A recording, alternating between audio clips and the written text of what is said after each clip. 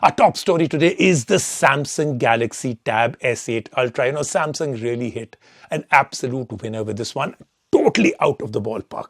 You know, this huge screen is the big deal. 14.6-inch display, biggest we've ever seen on a tablet. And look at the thickness, or should I say, the thinness of it all. 5.5 mm. That is incredible. That's like, I think, 3 credit cards stacked together. But because of all that big stuff it has, the 14.6-inch display and everything else, not very easy to just hold up. It needs a case. Then the 14.6-inch display is fantastic. Super AMOLED panel, 120 Hz refresh rate. Has a notch in the middle, but you can easily ignore it. It's such a big screen, doesn't really play out there. Great for playing games and watching HDR content also. And the S Pen comes in the box, works with an incredibly low latency of 2.8 milliseconds. So you can literally do a lot with this.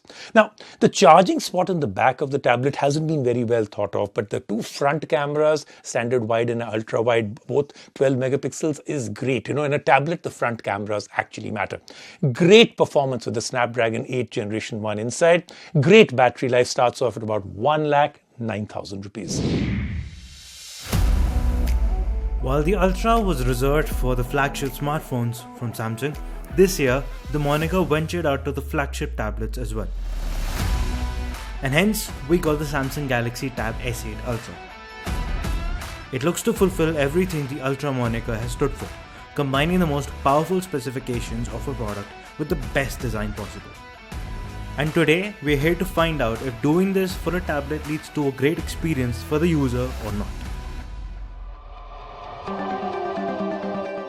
The Ultra name is very much satisfied by the sheer size and design of this tablet. The S8 Ultra sports the widest and the biggest display we've ever seen on a tablet. It measures 14.6 inches and is surrounded by ultra-thin bezels. The tablet is also extremely thin, measuring just 5.5 millimeters in depth. On the back are 2 cameras, and a small strip of glass extends from it, which acts as the charging spot for the S Pen that comes in the box.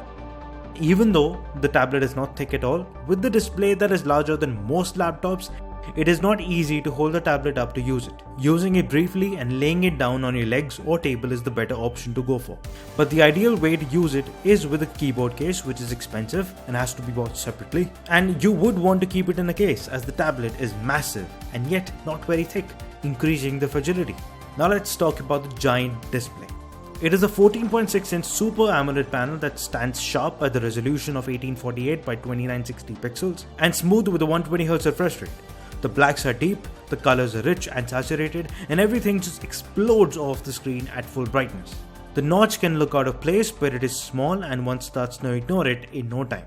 The massive size comes in handy with watching YouTube videos, movies or shows on Netflix, going through web pages, reading articles and books.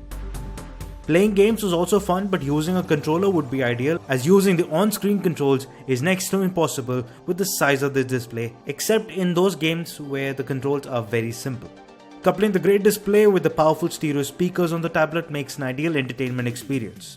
The S Pen also works amazingly well. The touch latency with the S Pen has been reduced to an incredible 2.8 milliseconds, hence using it across the massive canvas is natural and comfortable. Making notes, drawing sketches, annotating documents feels great with it. The S Pen itself feels comfortable in the hand with its size. It has magnets on the side which helps in attaching it to the sides of the tablet. But to charge the S Pen, one has to stick it to the back, as that is the only spot to charge it. And trying to align it with its place on the back without looking is not the easiest thing. The iPad Pro and iPad Air do this much better than the S8 Ultra. But unlike the Apple Pencil, the S Pen is supplied in the box, hence these small disadvantages can be forgiven. As for the notch, it houses 2 cameras, both 12 megapixel sensors, one standard wide and the other one being ultra wide. The ultra wide works well for video calls, as through the wide field of view, the camera zooms in on the face of the user to keep it centered throughout the call. The cameras on the back are not nearly as good enough for clicking pictures, and the most you should do with them is actually scan the documents, because it will also look very ridiculous if you're clicking pictures with that massive size of a tablet.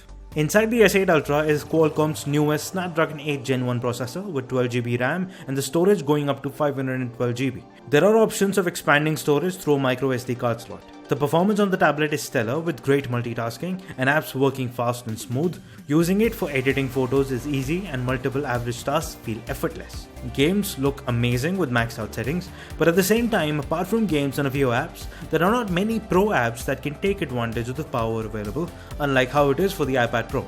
Samsung did announce that LumaFusion, a video editing app for the iPad, will be coming to Android as well, but how well it will work remains to be seen. The tablet comes with Android 12 out of the box, and while the software does well for the most part, the animation speed is something that might feel slow. But where it shines is Samsung DeX, as then it feels and operates like a laptop, given that you have a good Bluetooth keyboard and mouse. As for battery life, the 11,200 mAh cell is beefy and can keep the S8 Ultra on for well over a day. But to charge it up, even with a 45-watt charger, it will take an entire night to charge the tablet up to 100%. The Samsung Galaxy Tab S8 Ultra goes big on everything and delivers on everything as well. But with that, it comes with a hefty price tag of 1,08,999. That puts it right in the lane with the most powerful iPad Pro.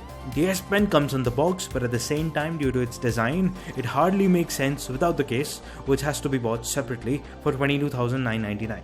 Essentially, putting the combined price at 1,31,998, which is still less than the 12.9-inch iPad Pro with the Apple Pencil and the Magic Keyboard. And taking even that price into consideration, we can recommend it to all the creatives who work with pro apps that perform well on Android, who prefer a much larger canvas, and who want a device that can very well replace their laptop.